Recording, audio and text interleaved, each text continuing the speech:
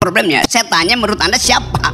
Saya nggak tahu. Ya karena itu bukan menurut Pak Jimli. Tapi kan referensinya Jimli tadi. Jelas Jimli tidak mengucapkan itu Tapi di dalam cuma satu sisi yang adil dong. Jimli juga Dengar, mengatakan dengar. bukan Jokowi gitu memang loh. Jimli ngomong di depan di dalam statement resminya atau pada pers.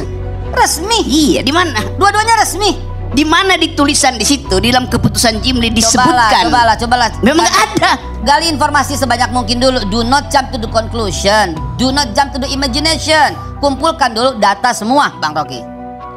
Even I jump beyond it gitu. Saya terangin ulang ya. Data itu adalah keputusan dari MK. Tidak disebutkan di situ yang saya maksud dengan pihak luar adalah bukan Jokowi. Nggak ada statement Jimli di situ. Bukan, ini statement formal statementnya begitu, bukan formal, official statementnya dari kan memang nggak ada. Karena itu pers bertanya-tanya. Nah sekarang kita karena nggak tahu kita pakai otak untuk cari tahu kan cuma itu kan. Maka kesimpulan saya orang yang dimaksud oleh Jimli pasti secara kategoris bahkan cuma Jokowi.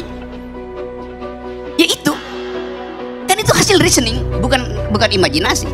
Nah fakta ini menunjukkan bahwa mastermind mengendalikan dirty mind mengendalikan dirty hand mengendalikan dirty vote. Algoritma itu yang sekarang berlaku sebagai dasar untuk menguji soal-soal kejujuran pemilu. Jadi yang dibicarakan tadi itu adalah ya kesalahan kuantitatif bisa karena mesin, tetapi jangan lupa ada ghost in the machine, ada iblis, ada setan di dalam mesin itu. Jadi poin ini yang sedang kita cari upayakan.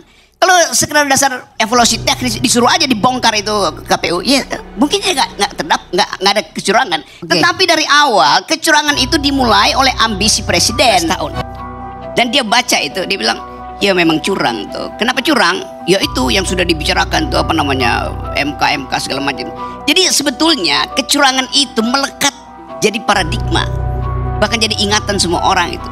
Anda bicara dengan millennials di dunia, mereka anggap begitu, mereka nggak terlibat, mereka kalah, mereka menang, mereka kalah, nggak ada problem.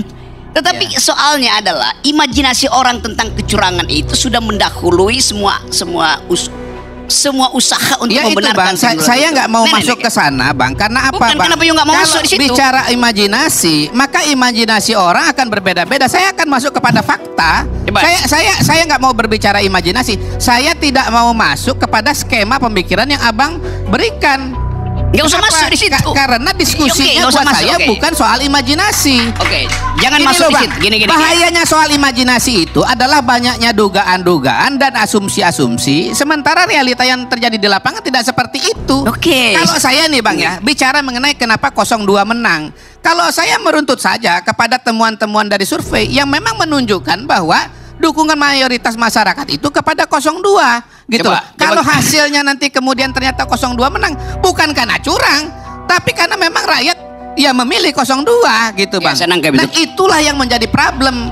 Seolah-olah semua ini adalah sebuah desain kecurangan. Itu yang saya tidak setuju. Termasuk juga soal belum. Karena yang akan memberitakan saya adalah Bang Karni, bukan Anda. Iya. Jadi ya kan Bang Karni kan moderatornya kan gitu.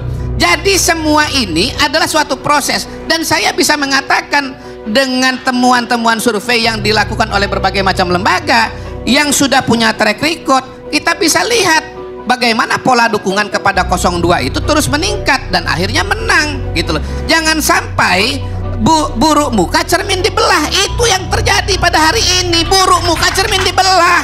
Ada teori dalam psikologi, orang yang bicara sangat cepat itu untuk menutupi kelambanan pikirannya.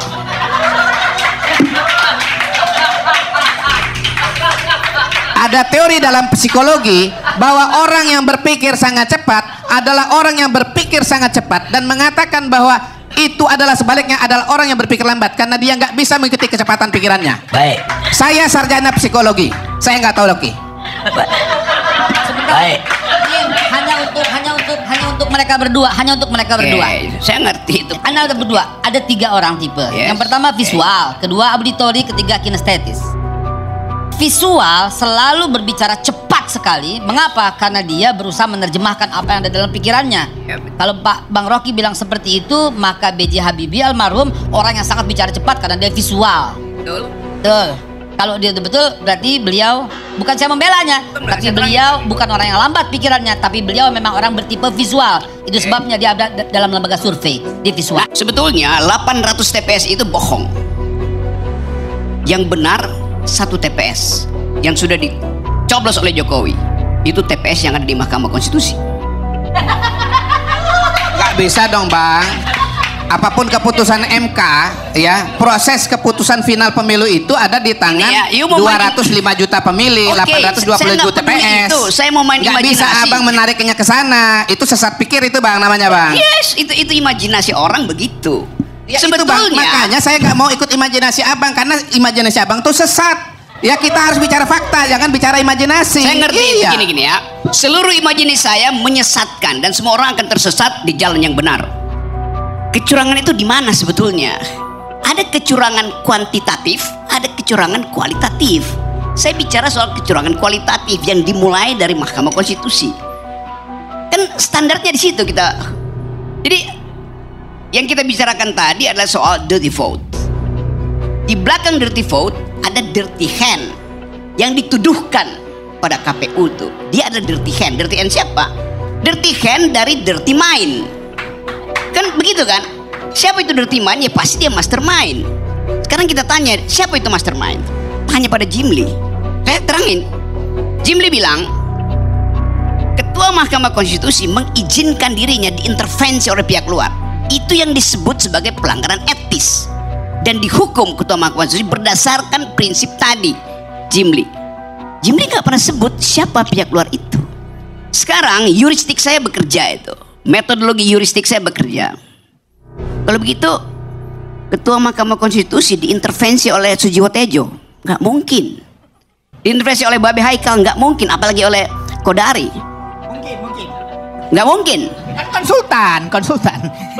Bahkan konsultan nggak diperlukan untuk mengintervensi Mahkamah Konstitusi. Berarti Mahkamah Konstitusi diintervensi oleh Ketua BEM UI, nggak mungkin juga.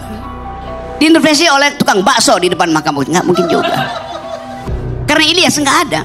Yang bisa mengintervensi Mahkamah Konstitusi adalah seseorang di atas Mahkamah Konstitusi. Powernya mesti berlebih.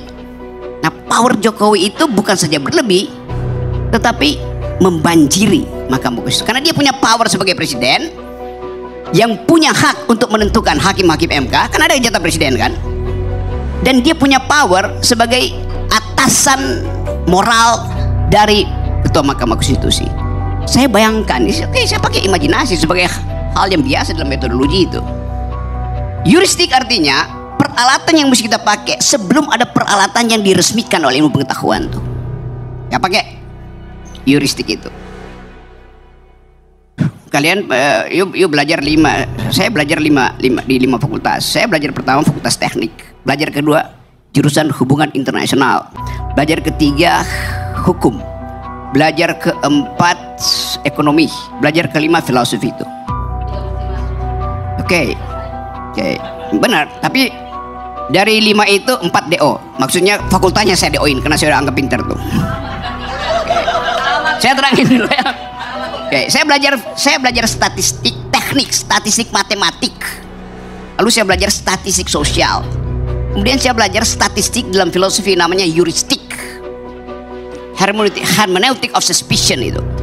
Oke, jadi saya mencurigai memang itu adalah hal yang sifatnya metodologis tuh, dipertanggungjawabkan dalam epistemologi. Saya terangkan dulu ya. Tadi saya sampai pada who is the mastermind?